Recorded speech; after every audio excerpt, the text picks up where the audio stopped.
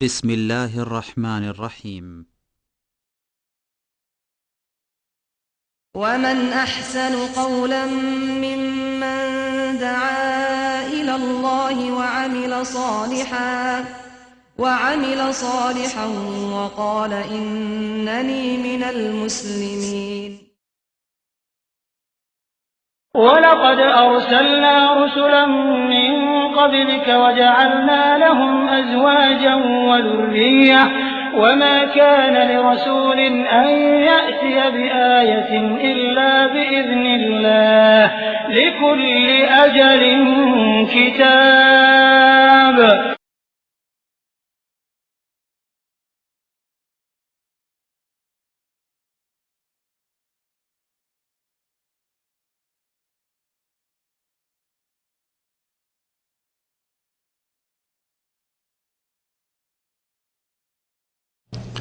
إن الحمد لله نحمده ونستعينه ونستغفره ونعوذ بالله من شرور أنفسنا ومن سيئات أعمالنا من يهده الله فلا مضل له ومن يضلله فلا هادي له وأشهد أن لا إله إلا الله وحده لا شريك له وأشهد أن محمدا عبده ورسوله يا أيها الذين آمنوا اتقوا الله حق تقاته ولا تموتن إلا وأنتم مسلمون يا أيها الناس اتقوا ربكم الذي خلقكم من نفس واحدة وخلق منها زوجها وبث منهما رجالا كثيرا ونساء واتقوا الله الذي تساءلون به والأرحام إن الله كان عليكم رقيبا يا أيها الذين آمنوا اتقوا الله وقولوا قولا سديدا يصلح لكم أعمالكم ويغفر لكم ذنوبكم ومن يطع الله ورسوله فقد فاز فوزا عظيما أما بعد فإن خير الحديث كتاب الله وخير الهدي هدي محمد صلى الله عليه وسلم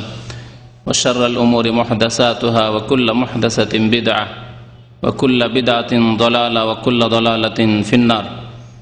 أعوذ بالله من الشيطان الرجيم. بسم الله الرحمن الرحيم. والذين يقولون ربنا هب لنا من أزواجنا وذرياتنا قرة أعين واجعلنا للمتقين إماما.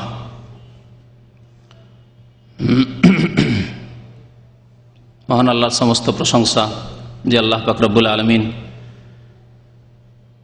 আমাদেরকে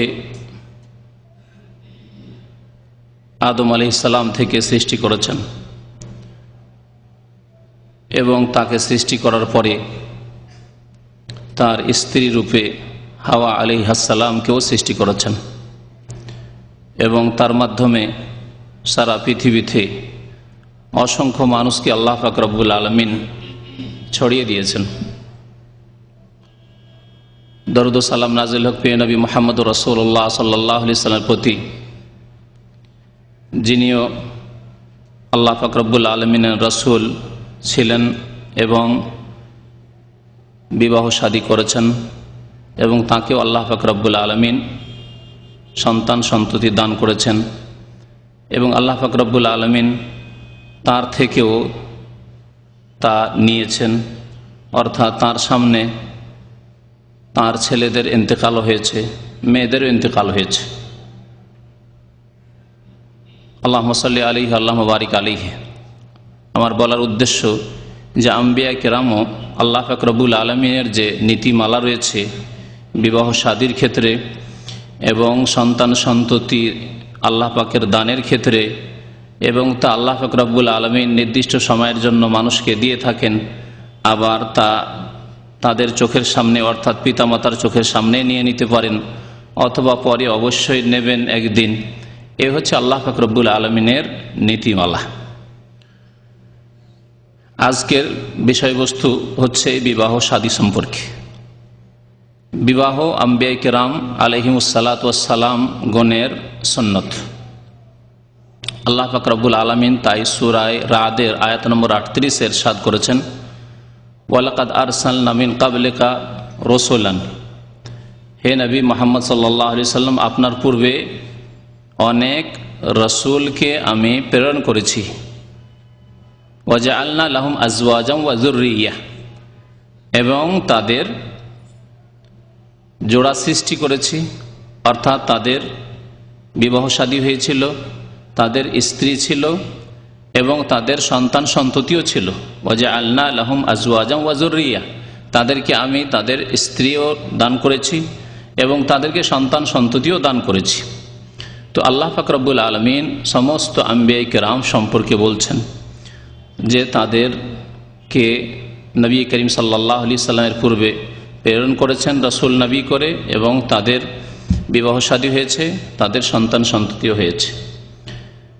তাই এই কোরআনের আয়াত দ্বারা স্পষ্ট যে বিবাহ শাদী হচ্ছে আম্বিয়া কিরাম আলাইহিমুস সালাতু ওয়াস সালামের সুন্নত আদর্শ। শুধু প্রিয় নবী সাল্লাল্লাহু আলাইহি সাল্লামের সুন্নত নয়, বরং সমস্ত আম্বিয়া কিরামের সুন্নত। বিবাহ শাদী সম্পর্কে আল্লাহর কাছে দোয়া করা এবং নেক আল্লাহ ভীরু মুত্তাকি স্ত্রীর জন্য দোয়া করা, সৎ সন্তানের জন্য দোয়া করা, এ কথা আল্লাহ পাক রব্বুল আলামিন শিখিয়েছেন। সূরা ফুরকানে মহান আল্লাহ মুমিন বান্দাদের, আল্লাহর নেক বান্দাদের, ইবাদুর রহমান যাদেরকে আল্লাহ পাক বলে আখ্যায়িত করেছেন, ওয়া ইবাদুর রহমানিল্লাযীনা ইয়ামশুনা আলাল আরদি হাওনা, রহমানের বান্দা, আল্লাহর সৎ বান্দা, তাদের বেশ কিছু গুণাবলী উল্লেখ করেছেন এখানে। তাদের সেসব গুণাবলীর একটি গুণ হচ্ছে যে ওয়াল্লাযীনা ইয়াকুলুনা, তারা এই দোয়া করে, যারা আল্লাহর নেক বান্দা সৎ লোক, তারা আল্লাহর কাছে দোয়া করে কি বলে, রব্বানা হাবলানা মিন আজওয়াজিনা, আল্লাহ আমাদেরকে আমাদের বিবি দান করো। মহিলা, নেক মহিলারা দোয়া করে রব্বানা হাবলানা মিন আজওয়াজিনা, আল্লাহ আমাদেরকে সৎ স্বামী দান করো। ওয়া যুররিয়াতিনা, এবং আমাদেরকে সন্তান সন্ততি দান করো। এমন স্বামী, এমন স্ত্রী, এমন সন্তান সন্ততি, কুররাতা আয়ুন, যাতে আমাদের চক্ষু ঠান্ডা হয়, যাতে আমাদের নয়ন জুড়ায়। রব্বানা হাব লানা মিন আজওয়াজিনা ওয়া যুররিয়াতিনা কুররাতা আয়ুন। তাহলে শুধু আল্লাহ পাক রব্বুল আলামিন স্ত্রী চাইতে বলেননি, শুধু স্বামী চাইতে বলেননি, শুধু সন্তান চাইতে বলেননি, এমন স্ত্রী, এমন স্বামী এবং এমন ছেলে মেয়ে সন্তান সন্ততি কামনা করতে বলেছেন। এসবের জন্য আল্লাহ পাকের কাছে দোয়া করতে বলেছেন, যা পেয়ে কুররাতা আয়ুন, চক্ষু ঠান্ডা হয়, মনের শান্তি হাসিল হয়, অশান্তির কারণ না হয়। কারণ এসবের মাধ্যমে যেমন অনেক মানুষের শান্তি হয়ে থাকে, ঠিক তেমনি অনেক মানুষের অশান্তি হয়ে থাকে। অনেক লোকই রয়েছে যাদের স্ত্রী আসার পরেই অশান্তি হয়েছে, যতদিন স্ত্রী ছিল না শান্তিতে ছিল।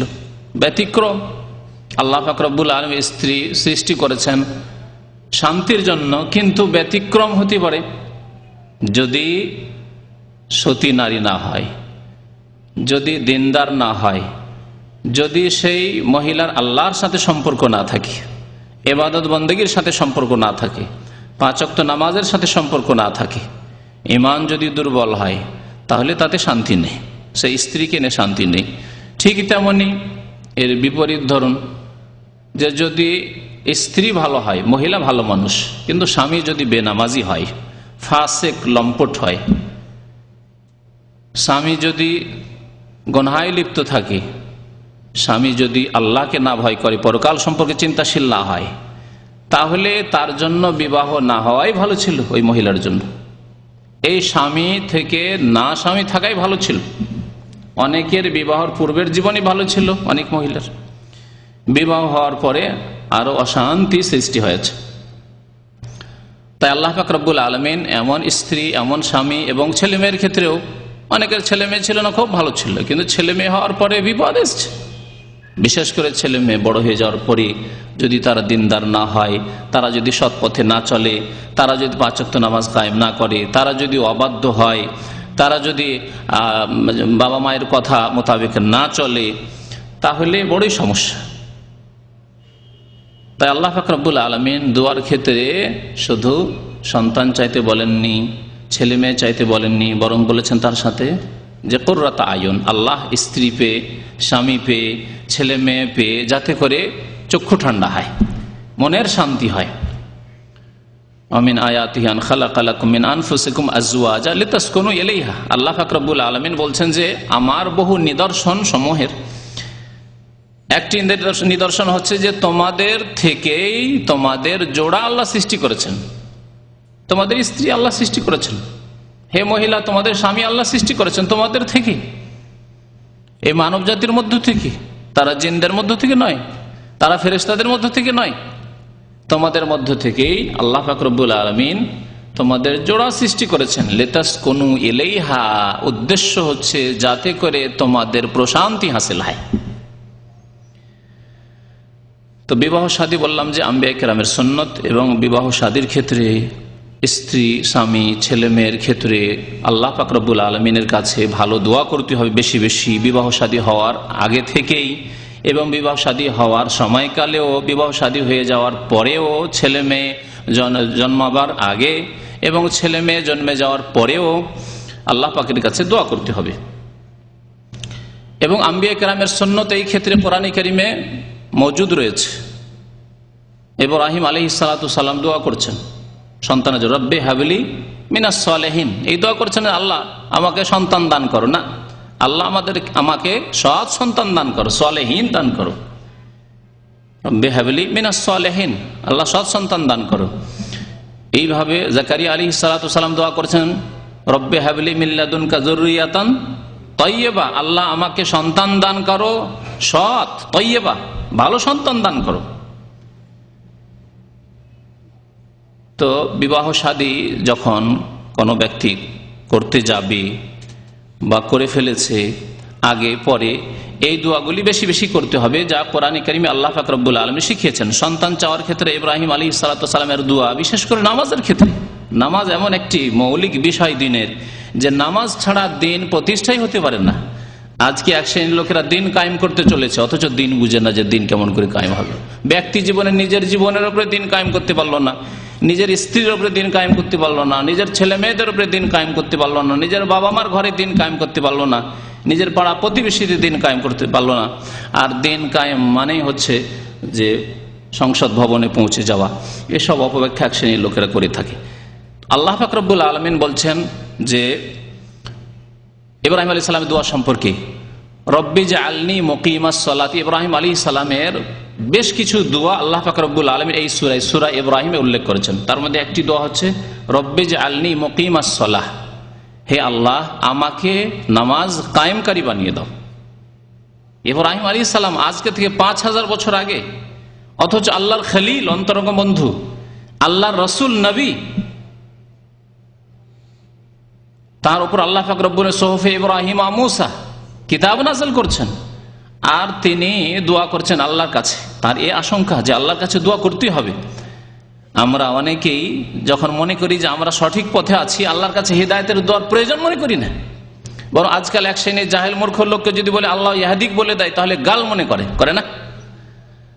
গাল দিল তাহলে আমি পথভ্রষ্ট নাকি, তাহলে আত্ম অহংকারে ফুটে পড়েছে যে আমি খুব হেদায়েত প্রাপ্ত।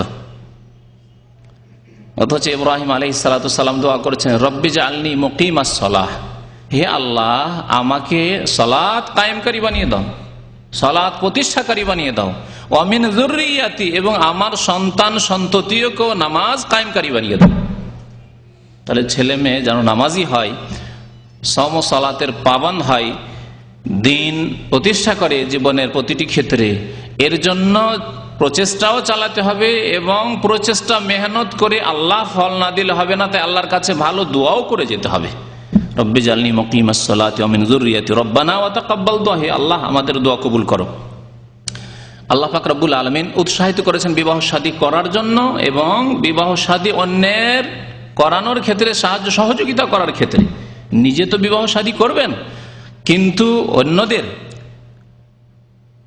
ছেলে মেয়েরা রয়েছে, ভাই বোন রয়েছে, আত্মীয় স্বজন রয়েছে, গ্রামের গরিব অভাবীরা রয়েছে, সে ছেলে হোক আর মেয়ে হোক, সাবালক সাবালিকা রয়েছে, দেশবাসী রয়েছে যারা বিবাহ শাদী অভাবের কারণে করতে পারছে না, বা দিন সম্পর্কে জ্ঞান নেই সেই জন্য বিবাহ শাদীর দিকে আগ্রহী হচ্ছে না, পায়ে দাঁড়াবার আশায় বসে আছে, অথচ 40-45 বছর হয়ে যাচ্ছে পায়ে দাঁড়াতে পারে না। আমার দেশের ভাষা না এটি, পায়ে দাঁড়াবে তখন বিয়ে শাদী করবে, ও না দাঁড়াতে পারছে না বিয়ে শাদী করছে, বয়স 40-50 হয়েই যাচ্ছে। তো বিভিন্নভাবে আমাদেরকে বিবাহ শাদীর ক্ষেত্রে সাহায্য সহযোগিতা করতে হবে, সঠিক জ্ঞান দানের মাধ্যমে, আর্থিক সাহায্য সহযোগিতার মাধ্যমে, যেইভাবে আমরা অংশ নিতে পারি এই সৎ কাজে। তাই আল্লাহ পাক রব্বুল আলামিন সূরা নূরের আয়াত নম্বর 33-এ ইরশাদ করেছেন, ওয়া আনকিহুল আয়ামা মিনকুম ওয়াস-সালিহিনা মিন ইবাদিকুম ওয়া ইমাইকুম। আল্লাহ বলছেন তোমাদের যারা অবিবাহিত, আয়ামা মানে অবিবাহিত, যাদের বিবাহ শাদী হয়নি, সে ছেলে হোক মেয়ে হোক, যুবক হোক যুবতী হোক, ওয়া আনকিহুল আয়ামা মিনকুম, তাদের বিবাহ শাদী করিয়ে দাও, বিবাহ দিয়ে দাও। ওয়াস-সালিহিনা মিন ইবাদিকুম ওয়া ইমাইকুম, শুধু স্বাধীনদের না, নবী করিম সাল্লাল্লাহু আলাইহি ওয়াসাল্লামের জামানায় তারপরেও দীর্ঘদিন ধরে কাছাকাছি সময় পর্যন্ত ইসলামে দাস দাসী ছিল, যেই বিধান শরীয়তে এখনো রয়েছে। যদি আল্লাহ রাস্তায় জিহাদ ফি সাবিলিল্লাহ প্রতিষ্ঠা হয়, জিহাদ ফি সাবিলিল্লাহ না থাকলে কোনো স্বাধীন ব্যক্তিকে গোলাম বানানো, দাস বানানো যায় না। যেহেতু মুসলিম সমাজে মুসলিমরা তাদের এই ফরিজাকে বিতাড়িত করে দিয়েছে তাদের কোর্স থেকে, ধর্মীয় কোর্স থেকে, সুতরাং দাস দাসীর যে নিজাম রয়েছে, বিধান রয়েছে, তাও বিতাড়িত হয়েছে অটোমেটিক। খুব সংক্ষেপে এই সম্পর্কে বললাম। তো কথা হচ্ছে যে আল্লাহ পাক রব্বুল আলামিন শুধু স্বাধীন লোকদের আপনার ছেলে মেয়ের বিবাহ শাদী করাবেন, আপনার ভাই বোনের বিবাহ শাদী করবেন, এই তো আমাদের দেশের মানুষরা করায়। অনেক বেনামাজি পাপিষ্ট গুনাহগার তারাও ভাই বোনের বিবাহ শাদী করায়, ছেলে মেয়েদের বিবাহ শাদী করায়। আল্লাহ বলছেন ওয়াস-সালিহিনা মিন ইবাদিকুম ওয়া ইমাইকুম, এমন কি তোমাদের দাস দাসী যারা সৎ জীবন যাপন করতে চায়, তাদের ব্যক্তি মালিকানা নেই, যা কিছু উপার্জন করে মনিবের, তোমাদের গ্রামে কিছু দাস দাসী রয়েছে, তোমাদের অধীনস্থ কিছু দাস দাসী রয়েছে, তাদেরও বিবাহ শাদী করিয়ে দাও। ওয়াস-সালিহিনা মিন ইবাদিকুম ওয়া ইমাইকুম, তাহলে যদি যারা কৃত দাসী তাদের বিবাহ শাদীর জন্য আল্লাহ পাক রব্বুল আলামিন কোরআনুল কারীমে উৎসাহিত করেন উম্মতে মুসলিমাকে যে তোমরা তাদের বিবাহ শাদী করাও, তাহলে আমাদের সমাজে যারা গরিব দুঃখী রয়েছে, অভাবী রয়েছে, যারা সর্বহারা হয়ে রয়েছে, যারা অর্থের সংকটের কারণে বিবাহ শাদী করতে পারে না, তাদের জন্য সাহায্য করলে কত নেকি পাওয়া যাবে এবং আল্লাহ পাক রব্বুল আলামিনের এই আদেশের বাস্তবায়ন করা হবে, এর প্রতি আমল করা হবে। আমরা নিজের সাহায্য সহযোগিতা, সৎ পরামর্শ, আর্থিক দান এসব আমরা সীমিত করে ফেলেছি এই 2-4 জনের মধ্যে, এবং সেই ক্ষেত্রে অনেকেই যাকাত ব্যবহার করতে চেষ্টা করি, যাকাত দিয়ে কাজ সারতে চাই, সব ক্ষেত্রে যাকাত দিয়ে কাজ সারতে চাই। এক ব্যক্তি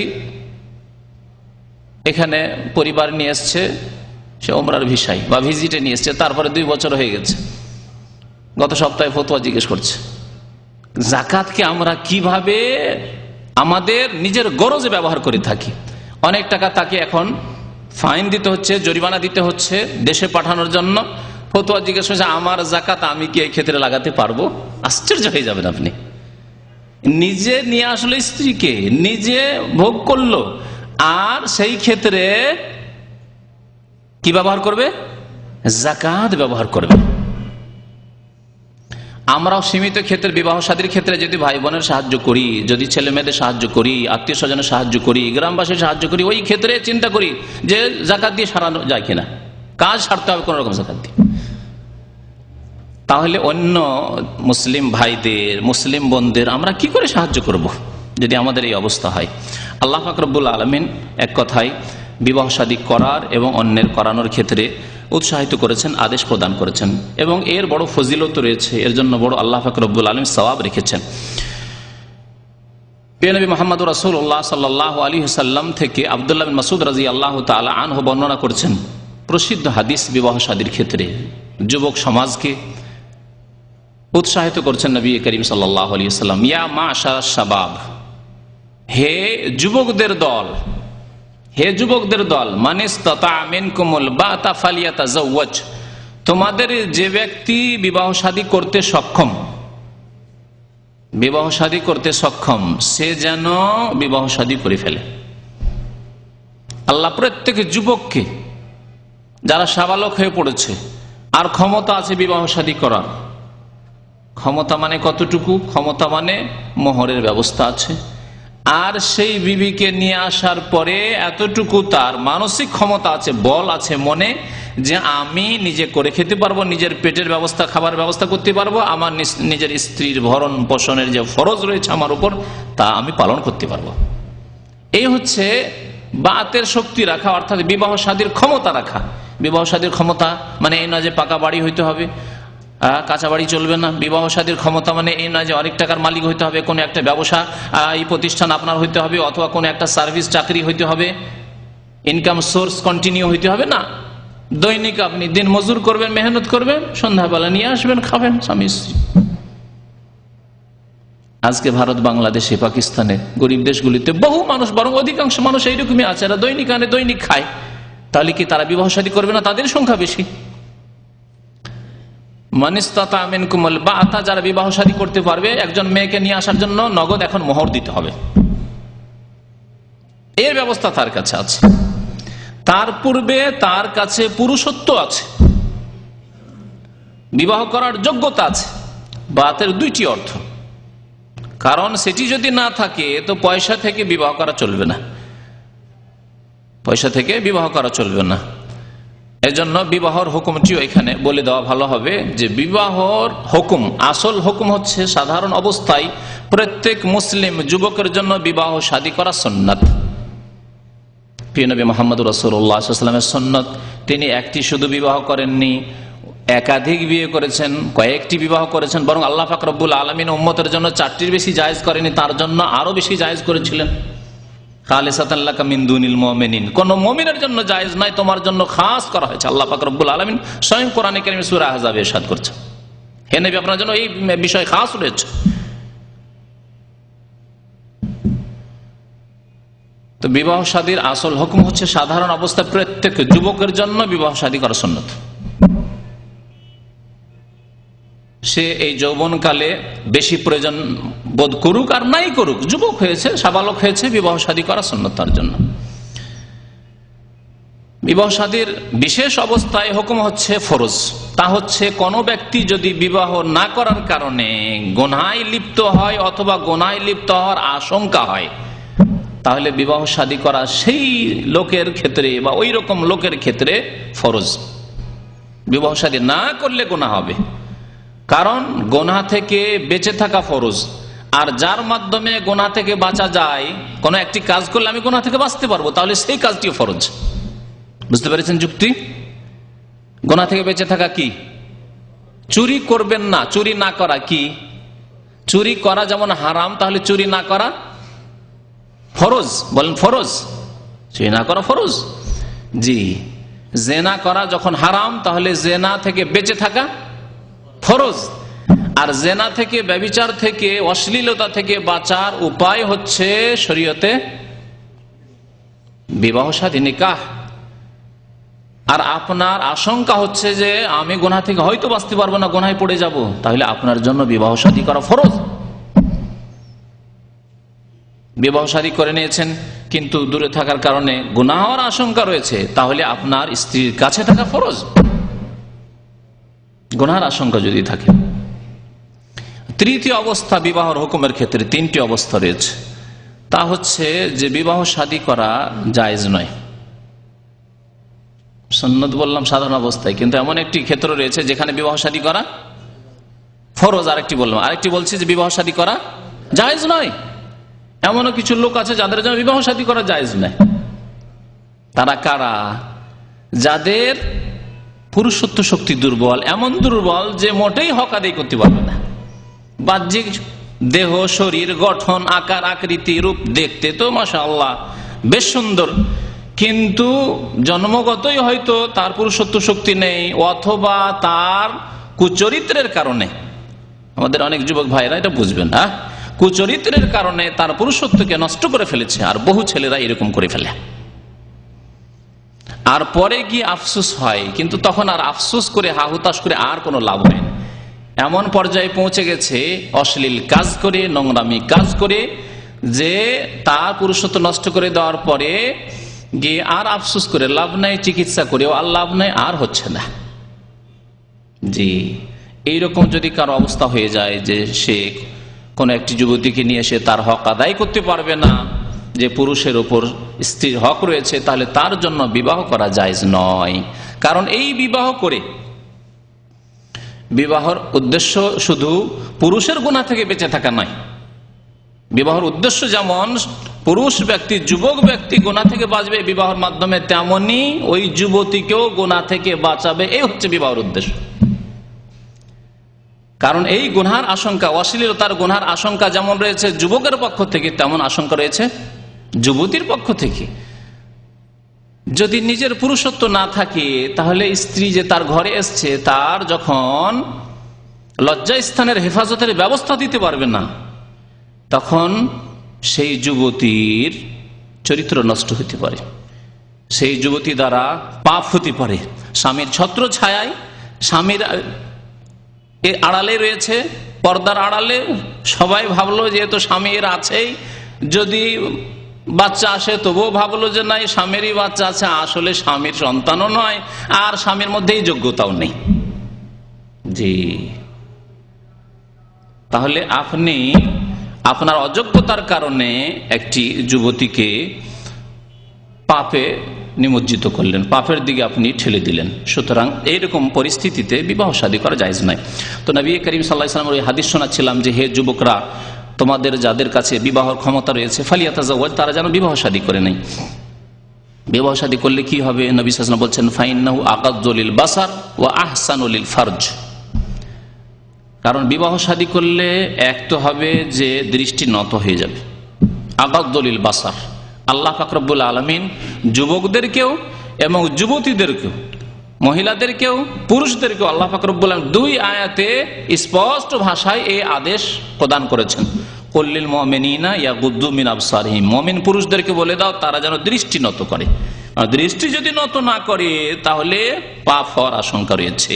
প্রথম চোখের পাপ হবে, তারপরে মনের পাপ হবে, তারপরে হাতের পাপ হবে, পায়ের পাপ হবে, কথার জবানের পাপ হবে, তারপরে গিয়ে একেবারে বড় পাপে লিপ্ত হবে। সুতরাং আল্লাহ পাক রব্বুল আলামিন প্রথম যে শয়তানের রাস্তা যুবক যুবতীকে যে চরিত্রহীন করে দেয়, অশ্লীল কাজে লিপ্ত করে, তা হচ্ছে এই চক্ষু। তাই আল্লাহ পাক রব্বুল আলামিন বলছেন, ইয়াগুযযু মিন আবসারিহিম, তারা যেন দৃষ্টিকে নত করে নেই রাস্তায় চলবে যখন। ওয়াকুল্লিল মুমিনাতি ইয়াগুযযুনা মিন আবসারিহিন্না, এইভাবে নারীদেরকেও আল্লাহ পাক রব্বুল আলামিন বলছেন, মুমিন নারীদেরকে বলে দাও হে নবী মুহাম্মদ সাল্লাল্লাহু আলাইহি ওয়াসাল্লাম, ইয়াগুযযুনা মিন আবসারিহিন্না, তারাও যেন দৃষ্টি নত করে চলে। চোখে চোখ পড়লে ফিতনা সৃষ্টি হতে পারে। আজকে স্কুল, কলেজ, ইউনিভার্সিটি, যেখানে সহশিক্ষা, আর হাসপাতাল, যেখানে একসাথে কাজকর্ম, একসাথে চাকরি, হোটেল, রাস্তাঘাট, যেখানে চোখে চোখে দেখা বড় সভ্যতা মনে করা হচ্ছে, যার ফলে সারা পৃথিবীতে জিনা, এই অশ্লীল কাজ একেবারে ছড়িয়ে পড়েছে। ঘরে ঘরে, সমাজে সমাজে, গ্রামে গ্রামে, প্রত্যেকটি এলাকায় জিনা, ব্যভিচার একেবারে ব্যাপক আকার ধারণ করেছে। প্রথম রাস্তা হচ্ছে এই চোখের রাস্তা। জি, তো নবী করিম সাল্লাল্লাহু আলাইহি ওয়াসাল্লাম বলছেন যে বিবাহ শাদী করলে কি হবে? আগাদুল বাসার, দৃষ্টি নত হয়ে যাবে। কার দৃষ্টি নত হবে? যার অন্তরে ব্যাধি নেই, গুনহার ব্যাধি নেই, অশ্লীলতার ব্যাধি নেই। এক হচ্ছে রোগাক্রান্ত, পাপের ব্যাধি আছে অন্তরে, তাহলে বিবাহ শাদী দিয়েও দৃষ্টি নত হবে না। এক শ্রেণীর লম্পট লোক আছে না সমাজে, বিবাহ শাদী করেছে, একটা করেছে, দুটো করেছে, তিনটা করেছে, তারপরে পাপে লিপ্ত, স্ত্রী থাকা সত্ত্বেও, ছেলে মেয়ে হয়ে গেছে, তারপরে অশ্লীল কাজে লিপ্ত। এই অবস্থা কেন? আল্লাহ তাদের সম্পর্কে বলেছেন, ফায়াতমা আল্লাযী ফী কলবিহি মারাদ, এদের অন্তরে কুপ্রবৃত্তির ব্যাধি আছে, শাহওয়াতের জি ব্যাধি রয়েছে, রোগ রয়েছে। এই রোগ দূর করতে হবে ঈমানের মাধ্যমে, সৎকর্মের মাধ্যমে এবং আল্লাহ ভীরুতার তাকওয়া নিয়ে আসার মাধ্যমে। অন্তরে তাকওয়া দিয়ে ভর্তি করতে হবে। যেমন তাকওয়া দেবেন, শরীরে যখন বিভিন্ন রোগ হয় তখন স্যালাইন দেয় আজকাল হাসপাতালে, তাই না? স্যালাইন দিয়ে রোগ দূর করে। তো স্যালাইন দিতে হবে কিসের? তাকওয়ার, আল্লাহ ভীরুতার। যখন আল্লাহ ভীরুতা আসবে তখন এই কুপ্রবৃত্তির যে ব্যাধি রয়েছে অন্তরে, সেই ব্যাধি দূর হয়ে যাবে। এই ব্যাধি যদি দূর না হয় তো বিবাহ শাদী করেও পাপ থেকে বাঁচানো যাবে না। ছেলের বিয়ে দিয়ে দিলেন, ভাইয়ের বিয়ে দিয়ে দিলেন, তারপরও লম্পট, মেয়ের বিবাহ দিয়ে দিলেন, তারপরও চরিত্রহীন। এই জন্য তাকওয়া দিয়ে ভর্তি করতে হবে। নবী করিম সাল্লাল্লাহু আলাইহি ওয়াসাল্লাম বলেছেন, আত্তাকওয়া হা হোনা, আত্তাকওয়া হা হোনা, আত্তাকওয়া হা হোনা। আল্লাহ ভীরুতা, আল্লাহর ভয় হচ্ছে এখানে, এখানে, এখানে, 3 বার করে নবী করিম সাল্লাল্লাহু আলাইহি ওয়াসাল্লাম বলেছেন। আর এখানে যদি তাকওয়া থাকে, তার মানে এই নয় যে এক শ্রেণী ফাসিল করা বলে যে যখন মনে তাকওয়া আছে তো আর কি, যে কোনো কাজ করি না। ফিল্ম দেখছে আর বলছে তাকওয়া আছে অন্তরে, চলবে? নামাজ পড়া বলছে তাকওয়া তো এখানে, না, এরা মিথ্যুক, এরা দাজ্জাল। তাকওয়া যদি অন্তরে থাকে তাহলে তার বহিঃপ্রকাশ ঘটবে। আপনার পকেটে যদি আতর থাকে বা শরীরে বগলে যদি ভিতরে আতর দিয়ে থাকেন, তো আশেপাশে লোক যদি আসে তো সুগন্ধি পাবে না? অবশ্যই সুগন্ধি পাবে। তো তাকওয়া যদি অন্তরে থাকে তাহলে আপনার চোখে, আপনার হাতে, আপনার পায়ে, আপনার কথাবার্তায়, আপনার চলাফেরায়, আচার আচরণে তা ফুটে উঠবে। জি, এর নাম হচ্ছে ইসলাম। অন্তরে ঈমান রয়েছে, তাকওয়া আল্লাহ ভীরুতা রয়েছে, আর জাহের হচ্ছে ইসলামের আকারে, ইসলামের বিধিবিধান পালনের আকারে, হারাম থেকে বেঁচে থাকার আকারে। জি, তারপরে ফরজ ওয়াজিব সুন্নত মোতাবেক জীবনযাপন করার আকারে। তো নবী করিম সাল্লাল্লাহু আলাইহি ওয়াসাল্লাম বলছেন যে বিবাহ শাদী করলে আগাদুলিল বাসার, দৃষ্টি নত হয়ে যাবে। কারণ আপনি দেখছেন আমার ঘরেই আছে, আলহামদুলিল্লাহ, আল্লাহ আমাকে হালাল রিজিক দিয়েছেন, আল্লাহ আমাকে পাক পবিত্র বস্তু দিয়েছেন, তাহলে আমি হারামের দিকে কেন যাব? তারপরে এমনি তো না দিলেও তো আমি যেতে পারছি না, কারণ আল্লাহ আমার উপর হারাম করেছেন। আর আমার যে মানুষ হিসাবে প্রয়োজন রয়েছে, সেই প্রয়োজন মেটানোর জন্য আল্লাহ দিয়েছেন। যদি আপনার কাছে পরিষ্কার পরিচ্ছন্ন খাবার থাকে, পরিষ্কার পরিচ্ছন্ন সুন্দর খাবার আছে, আর আরেকটা খাবার হচ্ছে নোংরা খাবার, আপনার এই যে খাবার যে বাড়িতে আছে সেই খাবারকে কেউ স্পর্শ করেনি, জুটো হয়নি, সেই খাবার আপনার ঘরে রয়েছে। আর আরেকটি খাবার দেখছেন যে মাছি ভান করে বসছে তার উপর, সেই খাবার আপনার সামনে এসছে। আপনি বাড়ির এই পরিষ্কার পরিচ্ছন্ন সাফ সুতরা খাবার ছেড়ে ওই ভ্যান করে মাছি বসছে, আর কত লোকে হাত দিয়েছে, খেয়েছে, জুটা করে রেখেছে, ওই খাবার কি আপনি খাবেন? রুচি হবে? একজন মানুষ যদি মুসলিম নাও হয়, ফাসিক মুসলিমও নয়, যদি কাফেরও হয়, এই প্রশ্ন যদি কাফের কেউ করি, ইহুদি খ্রিস্টানকেও করি, একটা হিন্দুকেও করি, যে আপনার বাড়িতে ভালো পরিষ্কার খাবার আছে, আর আপনার সামনে আরেকটা খাবার পেশ করা হচ্ছে, মাছি একেবারে ভর্তি ভ্যানম্যান করছে, আর অনেকে তা জুটো করে ফেলেছে, খেয়েছে, দিয়েছে, তারপরে উচ্ছিষ্ট কিছু থেকে গেছে, কিন্তু খাবারটা দেখতে সুন্দর লাগছে, খাবারটা দেখতে খুব সুন্দর লাগছে, কারণ হারাম দেখতে সুন্দর লাগে। তা আপনি কি ওই খাবার খাবেন? আপনার বাড়িতে যে স্ত্রী আছে, আলহামদুলিল্লাহ, আল্লাহ আপনাকে নিয়ামত দান করেছেন এবং আপনার সাথে সেটি খাস, সেটি আপনার, তাতে আর কোনো মাছি বসে না। জি, কোনো পাপিষ্ঠ লোক সুযোগ পায় না সেখানে। আর রাস্তাঘাটে যেসব মহিলা চলে, রাস্তাতে পথে দেখছেন, হোটেলে দেখছেন, স্কুল কলেজ ইউনিভার্সিটিতে দেখছেন, বাসায় দেখছেন, হাসপাতালে দেখছেন, সেগুলি এমন যেগুলিতে মাছির মতো ভ্যান করে পাপিষ্ঠ ফাঁসে নোংরা লোকেরা দৃষ্টি নিক্ষেপ করছে। আপনার ওই নাপাক খাবার, নোংরা খাবার খেতে ভালো লাগবে?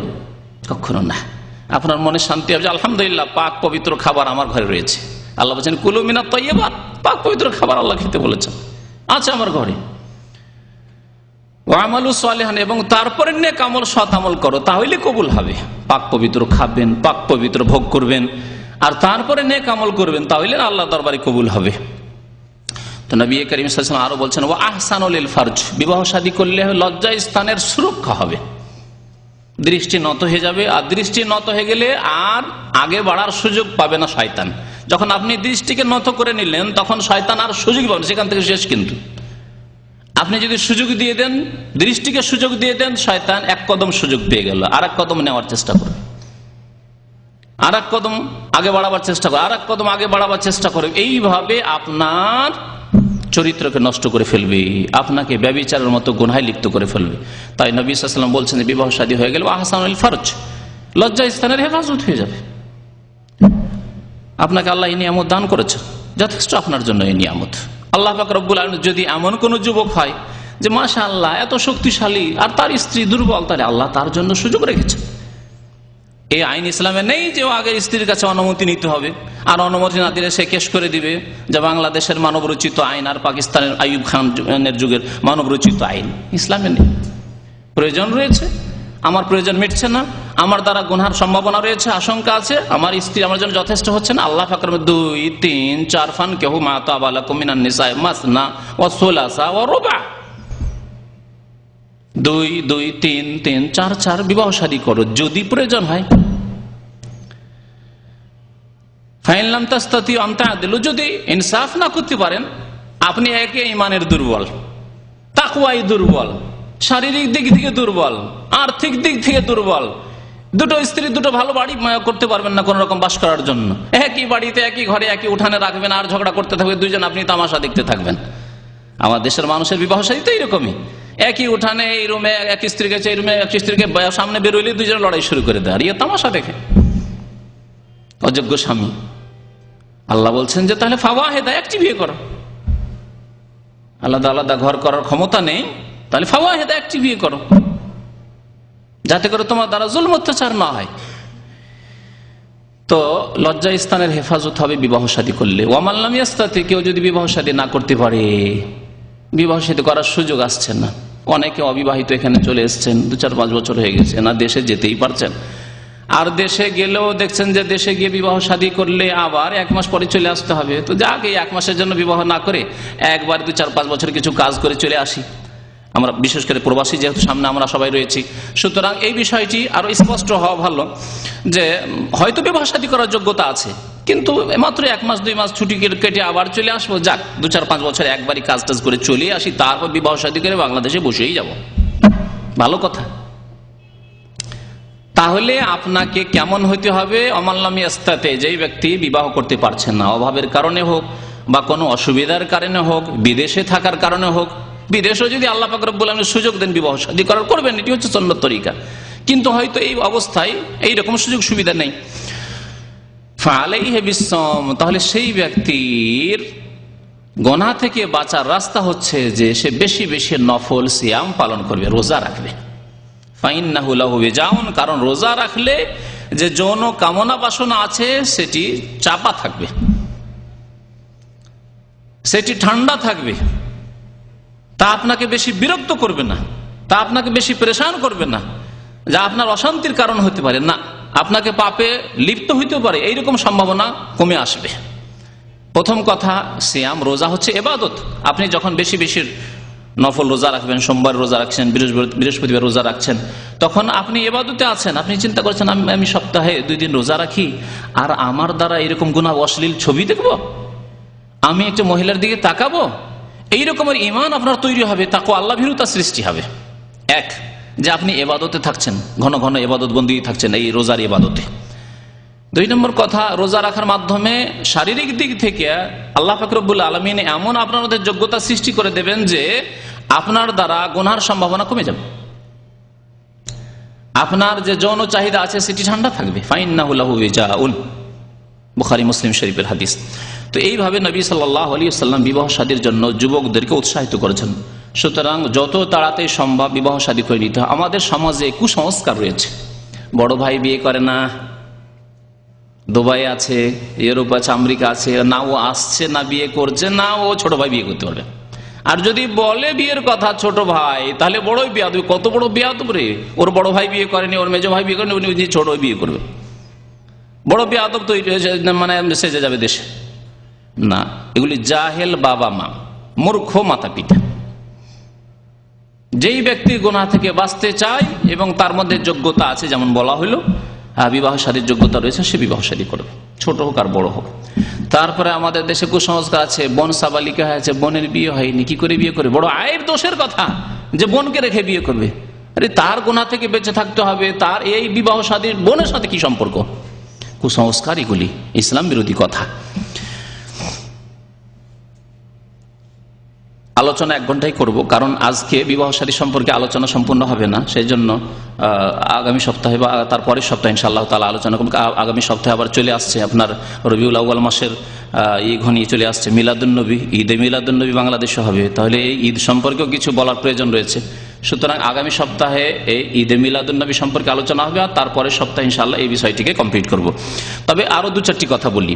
আপনি যখন বিবাহ শাদী করতে যাবেন একজন যুবক হিসাবে, তখন আপনার স্ত্রী আপনাকে নির্বাচন করতে হবে।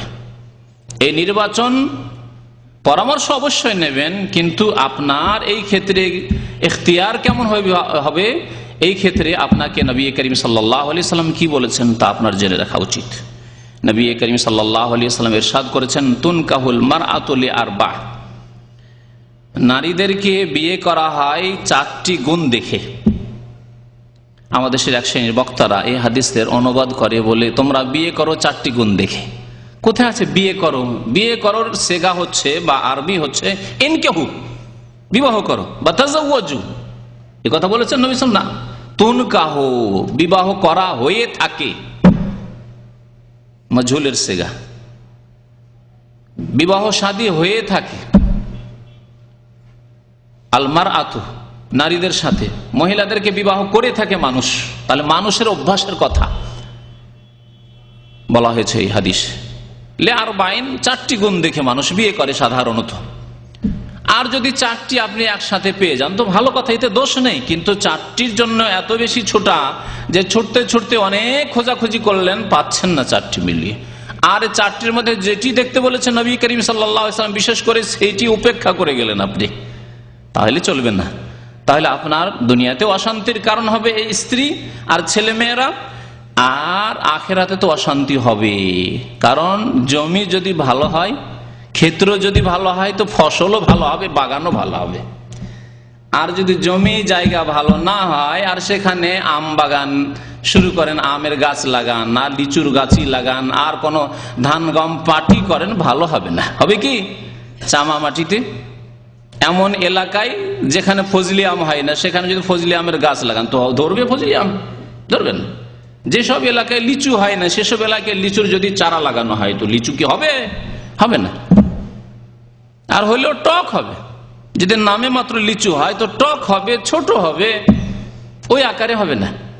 জি,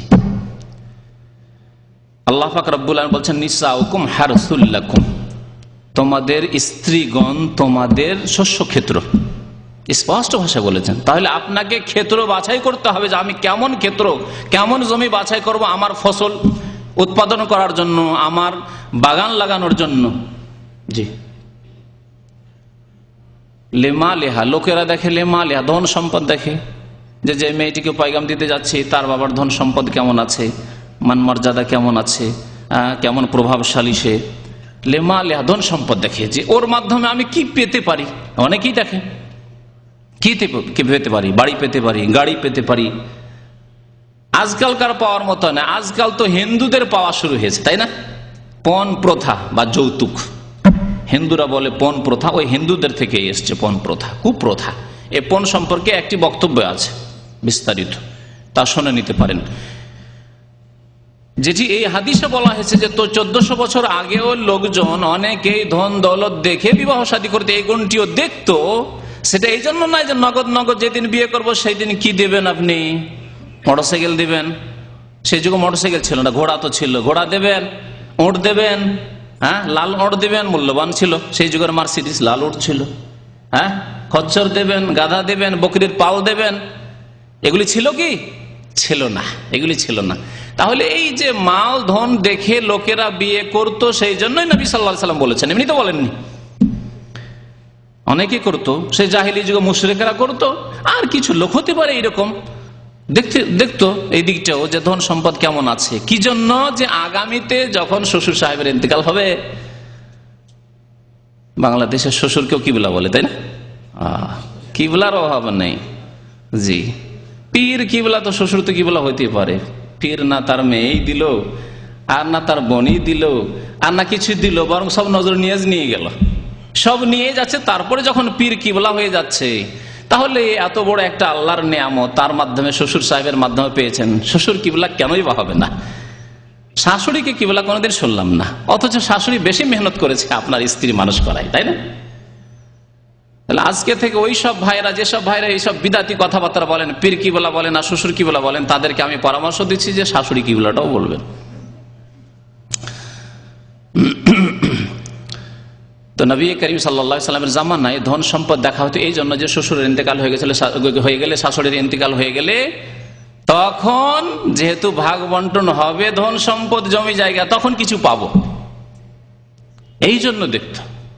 এই জন্য না যে বিবাহর দিনে বা তারপরে দেবে কিছু, এসব ছিল না। এই কুপ্রথা হিন্দুদের প্রথা ওই ভারতেই ছিল, জাহিলি যুগের আবু জাহাল আবুল আহাবের মধ্যেও ছিল না। কোনো ইতিহাসে পাওয়া যায় না যে তারা বিবাহ শাদী করতো আর ধন দৌলত নিত যৌতুকের নামে, পণের নামে।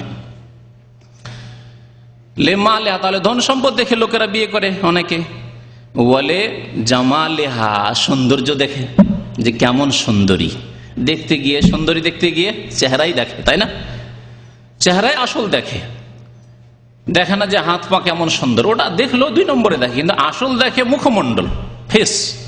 চেহারাই যখন দেখে তাহলে চেহারা খোলা রাখা যাবে না, এতেই রয়েছে আসল সৌন্দর্য, এতেই রয়েছে জিনত, অলংকার, স্ত্রীর সাজ। এক শ্রেণীর লোকেরা যে বলে চেহারা খোলায় অসুবিধা নেই, চেহারা খোলা যাবে, হাত খোলা যাবে, পা খোলা যাবে, তাদের খণ্ডনের জন্য বললাম যে আসল ফিতনা রয়েছে, আসল রূপ রয়েছে, স্ত্রীদের আসল সৌন্দর্য রয়েছে মুখমণ্ডলে, চেহারায় রয়েছে। সুতরাং চেহারা অবশ্যই খোলা যাবে না অপর পুরুষের সামনে। সৌন্দর্য দেখে বিয়ে করে লোকেরা, আপনি যদি পান তো আলহামদুলিল্লাহ, ওটাও দেখার চেষ্টা করেন, কিন্তু এটাকে লক্ষ্য উদ্দেশ্য বানাবেন না। ওয়ালি হাসাবিহা, আর বংশ দেখে, বংশীয় মর্যাদা কেমন, কেমন প্রভাবশালী লোক, কিরকম বংশের লোক। আপনি সৈয়দ বংশের, আপনিও সৈয়দ বংশে খোঁজ করছেন, আপনি খান বংশের, আরো খান বংশে করছেন, আপনি চৌধুরী বংশের, চৌধুরী খোঁজ করছেন, অসুবিধা নাই, কিন্তু এটি লক্ষ্য উদ্দেশ্য না। আজকাল অনেক মুসলিমদের, ভারত উপমহাদেশ বিশেষ করে আর আরবদের মধ্যে এই গোত্রীয় দ্বন্দ্ব ছিল, গোত্রীয় তাআসসুব। জি, এরা এত গোনা ছিল যে নিজের গোত্র থেকে অন্য গোত্রে বিবাহ শাদী দেব না, অনেকের মধ্যে রয়েছে। আর আমাদের দেশে রয়েছে এইসব, রয়েছে সৈয়দ, খান বা চৌধুরী বা অমুক, এই ধরনের কিছু রয়েছে। যদিও আজকাল ধন দৌলতের ঢেউ এসব শেষ হইতে যাচ্ছে, প্রায় শেষ হতে যাচ্ছে। যার বাড়িতে ধন আছে, একেবারে নিচু শ্রেণীর লোক হোক না কেন, যার বাড়িতে ধন সম্পদ আছে, বাস টাকা পয়সা থেকে বিবাহ শাদী করা আজকালকার জামানা। ওয়ালে দিন, নবী করিম সাল্লাল্লাহু আলাইহি ওয়াসাল্লাম বলছেন, আর দিন দেখে, ইসলাম দেখে, তার বাড়িতে ইসলাম কেমন আছে, যে বাড়িতে আপনি পয়গাম দিতে গেছেন, তার বাড়িতে নামাজ কেমন আছে, মেয়ে নামাজ পড়ে কিনা, মেয়ের মা নামাজ পড়ে কিনা, মেয়ের বাবা নামাজ পড়ে কিনা, মেয়ের ভাই বোনেরা নামাজ পড়ে কিনা, মেয়ে তারপরে মেয়ের বোনেরা, মায়েরা তারা পর্দা করে কিনা, বোরকা পরে বাইরে বের হয় কিনা। জি, এসব দেখতে হবে। বলে দিন, দিনের মধ্যে সব কিছু শামিল, ব্যক্তি জীবনের ক্ষেত্রে এবং পারিবারিক জীবনের ক্ষেত্রে এতটুকু তাদের এখতিয়ার আছে। রাষ্ট্রনীতির এখতিয়ার তাদের নেই, অর্থনীতির বাইরের তাদের এখতিয়ার নেই, নিজের বাড়ির এখতিয়ার আছে। তাদের রুজি রিজিক কেমন এটা দেখার বিষয় রয়েছে। সুদের ব্যবসা, ঘুষ খায়, হারাম খায় না, হারাম ব্যবসা, সিনেমার ব্যবসা, আমাদের দেশে অনেক সিনেমার ব্যবসা আছে, সিনেমা হল খুলে রেখেছে। আপনার শ্বশুরের ব্যবসা হচ্ছে মদের দোকানের ব্যবসা, এইরকম অনেক হারাম ব্যবসা রয়েছে, সেগুলি দেখার বিষয় রয়েছে, কারণ এগুলি হচ্ছে দিনের অন্তর্ভুক্ত। তাহলে দিন দেখে বিবাহ শাদী করবে, তাহলে প্রথম গিয়ে আপনি জিজ্ঞাসা করবেন মেয়ে নামাজি কিনা। আর মেয়ে নামাজি মানে শুধু নামেই নামাজি না, কিছু আছে, জানা আছে, নামাজের আহকাম বিধিবিধান জানে, সে সম্পর্কে জানা উচিত। নামাজটা তাহলে আপনার মাকে, আপনার বোনকে, আপনার খালাকে নিয়ে গিয়ে তাকে নামাজ পড়তে বলবেন, সাথে নিয়ে নামাজ পড়ে দেখবে নামাজ কেমন পড়ে। আপনি তো পুরো পরীক্ষা নিতে পারবেন না যে 7 আয়াত তার মুখস্থ আছে কিনা, দুরূদ তার মুখস্থ আছে কিনা, সূরা 10-20টা মুখস্থ আছে কিনা। আপনি কি ঘন্টা ঘন্টা বসে নিয়ে পরীক্ষা নেবেন? কিন্তু যদি বোনকে পাঠিয়ে দেন, খালাকে পাঠিয়ে দেন, আপনার আম্মাকে পাঠিয়ে দেন, তাহলে এগুলি তদন্ত নিয়ে নিতে পারবেন। তার ভিতরে তাদের আচার আচরণ, আখলাক, ব্যবহার, চরিত্র কেমন, এসব জেনে নিতে পারবেন। নবী করিম সাল্লাল্লাহু আলাইহি সাল্লাম এই 4টি গুণের কথা বলেছেন যে লোকেরা দেখে বিয়ে করে। তিনি কি বলেছেন সাল্লাল্লাহু আলাইহি ওয়াসাল্লাম, ফাজফার বিজাতিদ দ্বীন তারিবাতি ইয়াদাক, তুমি দিনদার রমণীকে বিয়ে করে সফল কাম হয়ে যাও, কামিয়াব হয়ে যাও। তুমি গরিবের মেয়ে, অভাবীর মেয়ে, দিন মজুর করে খায় তার মেয়ে, কিন্তু জাতুদ্দিন, দিনদার নারী, দিনদার যুবতী, তাকে বিয়ে করে ফাজফার, তুমি কামিয়াব হয়ে যাও। নবী করিম সাল্লাল্লাহু আলাইহি ওয়াসাল্লাম বলছেন যে তুমি এতে কামিয়াব। তাহলে এটি নবী সাল্লাল্লাহু আলাইহি ওয়াসাল্লামের পক্ষ থেকে ভবিষ্যৎবাণী অবশ্যই, যে আপনি যখন নিজের টার্গেট, লক্ষ্য, উদ্দেশ্য বানাবেন যে আমি দিনদারি দেখে 1 নম্বরে বিয়ে করব, অন্য কিছু পাই আর না পাই, সুন্দরী পেলাম না, কালোই পেলাম, লম্বা পেলাম না, বেটেই পেলাম, জি, পয়সাওয়ালা ঘরে বিয়ে করতে পারলাম না, গরিব ঘরেই বিয়ে করলাম, ও সব কিছুই দেখার নাই। ফাজফার বিজাতিদ দ্বীন, দিনদার মেয়েকে পেয়ে তুমি কামিয়াব হয়ে যাও। তারিবাত ইয়াদাক, আর তুমি যদি এইরকম না করো, এই অংশটুকুর অর্থ ভাষ্যকারগণ বলেছেন, তুমি যদি এরকম না করো মানে দিনকে প্রাধান্য না দাও, তাহলে তোমার দুই হাত ধ্বংস হোক, মানে তোমার সর্বনাশ। নবী সাল্লাল্লাহু আলাইহি ওয়াসাল্লামের পক্ষ থেকে এটিকে দোয়াও ধরে নেওয়া যেতে পারে। আবার কেউ কেউ বলেছেন না, এটি দোয়া নয়, বরং আরো প্রায়ভাবে বলতেন যদি এরকম না করো তাহলে জানতে হবে যে তোমার ভবিষ্যৎ খারাপ রয়েছে। তুমি দিন দেখলে না, বাকি সব কিছুই দেখলে, তাহলে ওই মেয়েকে নিয়ে শান্তি পাবেন। ওই মেয়েকে বলবেন পর্দা করো, বলছে পর্দা আবার কি জিনিস? আজকালকার জামানায় 2008 সালেও পর্দা পর্দা করতে থাকবে তুমি নাকি? আপনাকে শিখাবে যে ইউরোপিয়ান আমেরিকান হইতে হবে এখন। জি, তার মামাতো ভাই খালাতো ভাই এসছে, তাদের সাথে গল্প করবে। আপনি যদি বলে ইয়ে কার সাথে আবার গল্প করে? আরে আমার মামাতো ভাই খালাতো ভাই। তুমি আর ব্যক্তি স্বাধীনতায়, গণতান্ত্রিক দেশ বাংলাদেশ, এই দেশ তুমি ব্যক্তি স্বাধীনতায় বাধা দেবে? তুমি, আপনাকে এমন ধমক দেবে যে তোমাকে কোর্টে পৌঁছিয়ে ছাড়বো, তুমি আমার ব্যক্তি স্বাধীনতায় বাধা দাও, আমি কথা বলতে পাবো না, তোমার সাথে আমি নিজেকে একবারে সীমিত করে ফেলেছি, এইসব বক্তব্য রাখবে। জি, আর তোমরাই তো এই মুসলিমদেরকে পিছিয়ে দিলে বলবে দেখো তো আমাদের প্রধানমন্ত্রীকে, দুই প্রধানমন্ত্রীকে, তারা যদি তোমার মতো তুমি যে এরকম বলছো বোরকা পরে ঘরে বসে থাকতো, তাহলে প্রধানমন্ত্রী হতে পারতো, আমিও প্রধানমন্ত্রী হব তোমার স্ত্রী। হ্যাঁ, এসব পরামর্শ দেবে আপনাকে, হেদায়েত করবে আপনাকে গুমরাহের দিকে। জি, ইন্নামা ইয়াদু হিজবাহু লিয়াকুন মিন আসহাবিস সাইর, জাহান্নামের দিকে আহ্বান করবে।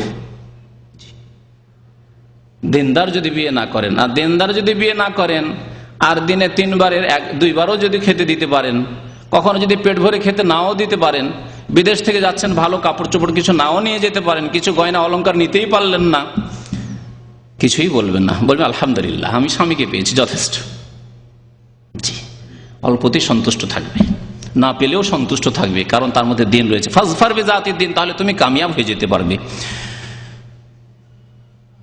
এছাড়াও নবী করিম সাল্লাল্লাহু আলাইহি ওয়াসাল্লাম আরেকটি গুণ দেখতে বলেছেন। আবু দাউদ এবং নাসাইতে একটি হাদিস রয়েছে, তা হচ্ছে যে এমন পরিবারে বিয়ে করো যেই পরিবারে ছেলে মেয়েদের সন্তান সন্ততির সংখ্যা বেশি, এরকম দেখে বিয়ে করো।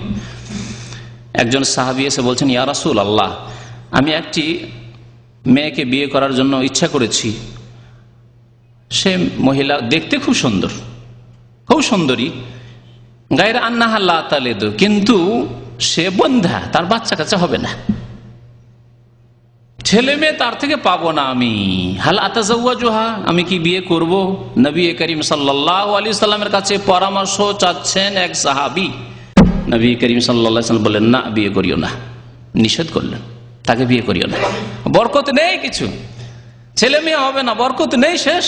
আপনি বরকত মানে এই করেন না যে চিন্তা করেন না যা চিন্তায় আজকালকার লোকেরা করে থাকে, কারণ আল্লাহ পাক রব্বুল আলামিনের যে বরকত রয়েছে, রহমত রয়েছে, এসবে তো আমাদের ঈমান দুর্বল হয়ে পড়েছে। তাই আমরা দেখি যে আমরা স্বামী স্ত্রী 2 জন, কত সুখী সংসার। আর আজকাল অধিকাংশ মানুষ যদি ছেলে মেয়ে হবে এইরকম সম্ভাবনা দেখেও বিয়ে শাদী করে, তবু ভাবে যে আমরা 2 জন, আমাদের 2টি, কত সংসার সুখী, এরকম কি তাদের গান টান রয়েছে। তো এই সবে বিশ্বাসী, কোরআনে বিশ্বাসী নয়, হাদিসে বিশ্বাসী নয়, আল্লাহর বরকতে বিশ্বাসী নয়। আল্লাহ পাক রব্বুল আলামিন যে বরকতময় জাত, তাবারাকাল্লাযী বিহাদিহিল মুলক, তাবারাকাল্লাযী নাযালাল ফুরকান, বরকতময় সত্তা আল্লাহ পাক রব্বুল আলামিন, এসবে বিশ্বাসী নয়। বিশ্বাসী বাহ্যিক, যে আমার কত টাকা ইনকাম আর আমরা কয়জন, এসবে বিশ্বাসী। জি, পার্থিব বস্তুর উপর বিশ্বাসী, বস্তুবাদী এরা। আল্লাহর রহমত, বরকত এবং গায়বী মদদ আল্লাহর পক্ষ থেকে হয়ে থাকে, খাস রহমত হয়ে থাকে, এসব বিশ্বাসী নয়। ইন্না রাহমাতাল্লাহি কারীবুম মিনাল মুহসিনিন, নিশ্চয় আল্লাহ পাক রব্বুল আলামিন রহমত সৎকর্মশীলদের নিকটবর্তী, এসব কথাই বিশ্বাসী নয়। তো নবী সাল্লাল্লাহু আলাইহি ওয়াসাল্লাম নিষেধ করলেন। আর কি বললেন? তাজাওয়াজুল ওয়াদুদ আল ওয়ালুদ ফাইন্নী মুকাসিরুন বিকুমুল উমামা ইয়াউমাল কিয়ামাহ, তোমরা এমন মহিলাকে দেখে বিয়ে করো, আল ওয়াদুদ, যে বেশি ভালোবাসতে পারে, ভালোবাসা দিতে পারে, ভালোবাসার আদান প্রদান বিনিময় করতে পারে, আল ওয়ালুদ, এবং বেশি সন্তান সন্ততি জন্মাতে পারে। কেন?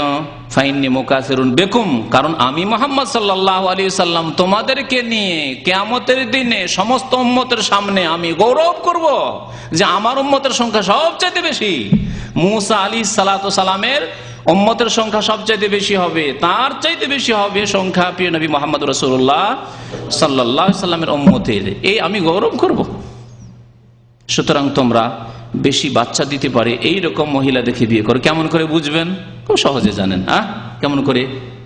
যে মেয়েকে আপনি পয়গাম দিতে যাচ্ছেন, দেখেন যে তারা কয় ভাই বোন, মানে তার মা কটা বাচ্চা ছেলে মেয়ে দিতে পেরেছে, তার খালারা আছে কটা বাচ্চা দিতে পেরেছে, তার ফুফু আছে, বাবার দিকে দেখলে তার ফুফু আছে বা তার চাচা আছে, মেয়ের চাচা আছে, তাদের কটা ছেলে মেয়ে, এগুলি দেখবেন। তাহলে আপনি উপলব্ধি করতে পারেন না বংশ বড় ঝাড়ের বংশ আছে, বংশ আছে, জবরদস্ত বংশ আছে, বাচ্চা দিতে পারে। আর যদি দেখেন যে যেই মেয়েকে বিয়ে করছেন তারা 2 ভাই বোন, 1 ভাই 1 বোন, ওর চাচার একটা ছেলে একটা মেয়ে, ওর ফুফুর দেখছেন যে একটা ছেলে, ওর খালার দেখছেন একটি মেয়ে, এইরকম পরিবার বিয়ে করবেন।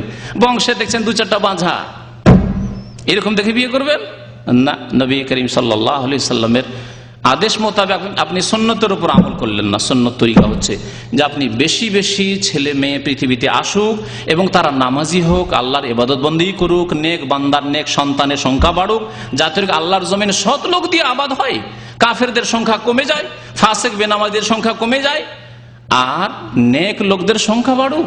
এই নিয়ত আপনাকে রাখতে হবে। রব্বানা হাব লানা মিন আজওয়াজিনা ওয়া যুররিয়াতিনা কুররাতা আয়ুনিন ওয়াজআলনা লিল মুত্তাকিনা ইমামা। আল্লাহ আমাদেরকে হাবলানা মিন আজওয়াজিনা, আমাদেরকে এমন বিবি দান করো, এমন স্বামী দান করো।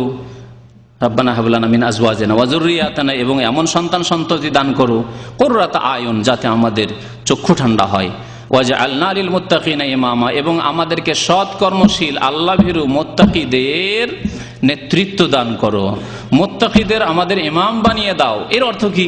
মুত্তাকিনদের ইমাম বানিয়ে দাও অর্থাৎ আমাদেরকে এত সৎ ব্যক্তি তৈরি করো, আমাদেরকে এত সততা ইমানদারি দান করো, আল্লাহ ভীরুতা দান করো, যে সৎ লোকেরা যেন আমাদের অনুকরণ করে, অনুসরণ করে।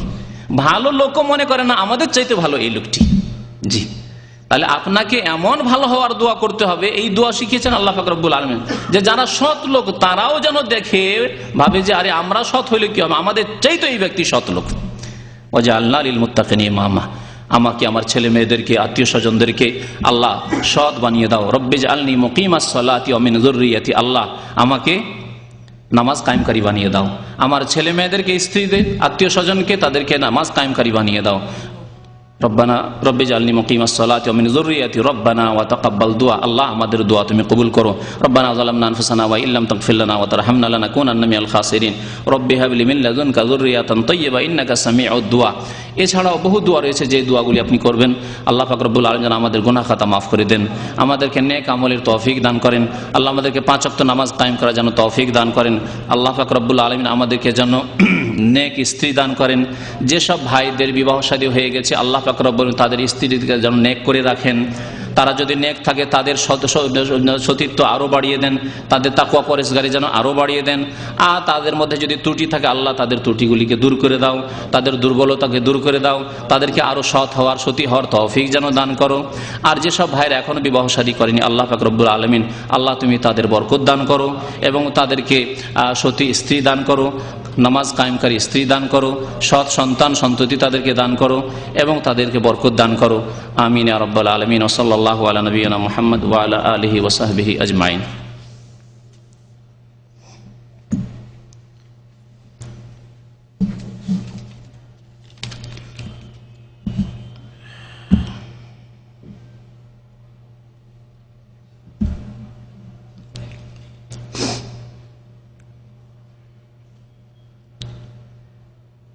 এক ভাই প্রশ্ন করেছেন, আমার শ্বশুর ও শাশুড়ি মনে চাইলে নামাজ পড়ে, মনে না চাইলে নামাজ পড়ে না, আল্লাহ হিদায়াত করে, বলুন আমিন। শুধু নামাজ পড়বো তারা বলে আর কি, তারা বলে যে শুধু নামাজ পড়বো, কাম করতে হয় না, কাম করলে নামাজ পড়া যায় না। লা ইউকাল্লিফুল্লাহু নাফসান ইল্লা উসাহা, আল্লাহ মানুষকে মানুষের ক্ষমতার বাইরে কোনো দায়িত্ব দেননি। আপনি চিন্তা করুন 24 ঘন্টায় কত ঘন্টা আপনি শুয়ে থাকছেন, 6 ঘন্টা থেকে 8 ঘন্টা ঘুমিয়ে থাকছেন। আর নামাজ পড়ায় যদি খুব বেশি সময় লাগে তাহলে 10 মিনিট করে এক ওয়াক্তের নামাজ, 10 মিনিট করে 5 10 50 মিনিট, 1 ঘন্টা সময়। সারা দিনে 5 ওয়াক্ত নামাজে 1 ঘন্টা সময়ের প্রয়োজন রয়েছে, ব্যাস। তাতে ফরজ সুন্নত, শুধু ফরজ আদায় হবে না, ফরজ সুন্নত আদায় হয়ে যাবে। কিন্তু যাদেরকে আল্লাহ গোমরাহ করে তাদেরকে হিদায়াত করে কে? জি,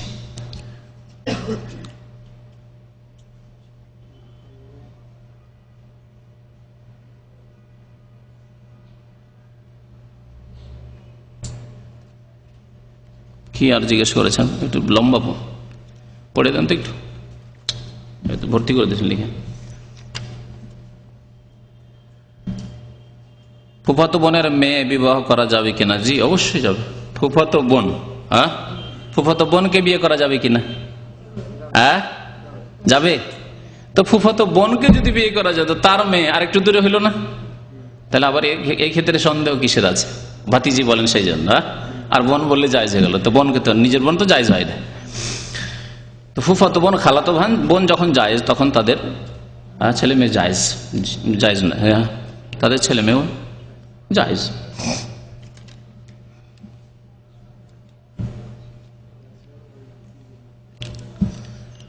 কোরআনে কারীম আল্লাহ পাক রব্বুল আলামিন 14 প্রকারের মহিলাদেরকে হারাম করেছেন, আর বাকি সবগুলি হালাল। বাকি সবগুলি হালাল, তার মধ্যে এটা নেই। হ্যাঁ,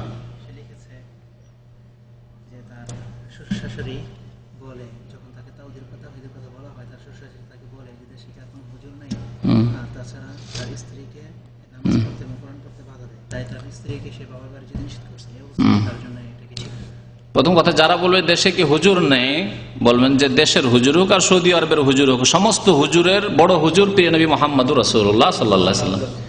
তার আনুগত্য ছাড়া, তার অনুসরণ ছাড়া মুক্তির কোনো পথ নেই, আর কোনো তরিকা নেই। জি, তরিকা একমাত্র বিসমিল্লাহি ওয়া আলা মিল্লাতি রাসূলিল্লাহ, যেই তরিকার কথা বলে মা বাবাকে দাফন করেন, হ্যাঁ, মুসলিম ভাই বোনদেরকে দাফন করেন, বলেন না ওয়া আলা মিল্লাতে রাসূলিল্লাহ। চরমনাইরা চরমনাই বলেন, কি আটরসি বলেন, কোনো কিছু বলেন, আর কিছু চলেন না। হানফি, শাফি, মালিকি, হাম্বলি কোন জায়গায় কোর্সে আছে? কোথাও নেই। বিসমিল্লাহ ওয়া আলা হানফি মাযহাবে বলেন, ওয়ালা শাফি, মালিকি এসব করেন তো? নেই এসব। তাহলে বোঝা গেল ওয়া আলা মিল্লাতে রাসূলিল্লাহ। তারপরে যখন কবরে তো পৌঁছে দিয়ে চলে আসলেন, কবরে যখন উঠিয়ে বসালো ফেরেশতারা, তখন মুনকার নাকির জিজ্ঞাসা করে, তখন কি বলে? মান নবিয়ুকা, আপনাকে রবের কথা জিজ্ঞাসা করা হবে, আর দিনের কথা, ইসলামের কথা জিজ্ঞাসা করা হবে, আর জিজ্ঞাসা করা হবে নবীর কথা, ওই বড় হুজুরের কথা জিজ্ঞাসা করা হবে, রাসূলুল্লাহ সাল্লাল্লাহু আলাইহি ওয়াসাল্লামের কথা জিজ্ঞাসা করা হবে। তাঁকে চিনতে হবে, তার অনুসরণ করতে হবে, তার আনুগত্য করতে হবে, তার রাস্তায় ছিলেন কিনা। সুতরাং তাদেরকে এইভাবে বুঝান যে সমস্ত হুজুরদের হুজুর প্রিয় রাসূল সাল্লাল্লাহু আলাইহি ওয়াসাল্লাম। সুতরাং সমস্ত হুজুরদের কথার কোনো মূল্য নেই যদি আল্লাহ রাসূলের কথা না বলে। তবে আল্লাহ রসুলের কথা বললে নেওয়া যাবে। যেই ব্যক্তি আল্লাহ রসুলের কথা বলবে, হুজুর কেন, একটা সাধারণ মানুষ যদি বলে ভাই চলেন নামাজ পড়ে আজান হয়ে গেছে, আমি হয়তো ব্যস্ত আছি, একটা সাধারণ মানুষ যদি বলে যে ভাই চলেন নামাজ পড়ে আসে আজান হয়ে গেছে, তো আমি কি নেবো না কথাটি নাকি? আল্লাহর কথা রসুলের কথা বলছে, হাইয়া আলাস সালাহ হয়ে গেছে, না আমি অহংকার করবো যে আপনার বলার কি অধিকার আছে, আপনার চাইতে আমি বেশি জানি না। তো কথা হচ্ছে যে রাসূলুল্লাহ সাল্লাল্লাহু আলাইহি ওয়াসাল্লামের রাস্তায় থাকতে হবে। এবং আপনি যেটা করেছেন যে আপনার স্ত্রীকে বাধা দেয় কোরআন তেলাওয়াত করে, যদি এইরকম অবস্থা হয় তাহলে আপনি আপনার স্ত্রীকে তাদের বাড়ি যেতে বাধা দেওয়ার ইখতিয়ার রাখেন, অবশ্যই বাধা দেবেন। কারণ সেখানে গেলে ঈমান নষ্ট করবে, অথবা কমপক্ষে ঈমান দুর্বল করে ফেলবে। জি, নবী সাল্লাল্লাহু আলাইহি ওয়াসাল্লাম এর উদাহরণ দিয়েছেন কিসের সাথে? যে ওই কামার শালার সাথে। কামারের ঘরে গিয়ে বসলে ছাই, ধুলো আর ময়লা, কালি এসব লাগবেই। সুতরাং আপনার স্ত্রী যদি ওই কালির বাড়িতে যায়, অর্থাৎ আপনার স্ত্রীর বাবার বাড়ি, তাহলে ওখানে গেলে ফিতনা, দিনের ফিতনা সবচেয়ে বড় ফিতনা। দুনিয়ার ফিতনা এমন কোন ফিতনা না আজকে হয়েছে কালকে শেষ হয়ে যাবে, না হলে এই জীবন তো শেষ হবে, একদিন শেষ হবেই, সবার শেষ হবে, আজকে হোক আর কালকে হোক, মরতে একদিন হবেই। জি, কিন্তু দিনের ফিতনা সবচেয়ে বড় ফিতনা। ইসলাম যদি হারিয়ে দেয় তাহলে চিরকাল জাহান্নামে চলে যেতে হবে। এই জন্য দিনের ফিতনা সবচেয়ে বড় ফিতনা। দিনের হেফাজত করতেন সাহাবায়ে কেরামরা। জি, এটি হচ্ছে প্রথম আপনাকে হেফাজত করার দায়িত্ব, যে ইসলামের ইমানের হেফাজত করতে হবে। কু আনফুসাকুম ওয়া আহলিকুম, আপনাকে বাঁচাতে হবে জাহান্নাম থেকে, নারা, আর আপনার পরিবার, ছেলে মেয়েদেরকে বাঁচাতে হবে। আপনার শ্বশুর শাশুড়ি জাহান্নামে যাক যদি হিদায়াত না হয়, কিন্তু আপনার স্ত্রী যেহেতু আপনার বন্ধনে আছে এবং জবাবদিহি আপনাকে কাল কিয়ামতে তার সম্পর্কে করতে হবে, সুতরাং আপনার পুরো ইখতিয়ার আছে বাধা দেওয়ার, যেতে দেবেন না। তবে তারা যদি দেখা করতে আসে, দেখা করে চলে যাবে, কুপরামর্শ দেওয়ার যেন সুযোগ না পায়। জি,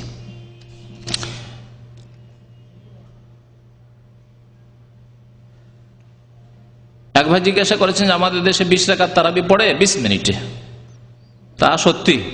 আমার 12 বছর বয়সে এক বুড়ো 60 বছর 65 বছরে ইমামের পিছনে 20 রাকাত নামাজ 20 মিনিট লাগাইনি, পড়েছিলাম খালার বাড়ি বেড়াতে গিয়ে পড়েছিলাম। ওই একবার পড়েছিলাম 20 রাকাত ওই দেশি নামাজ।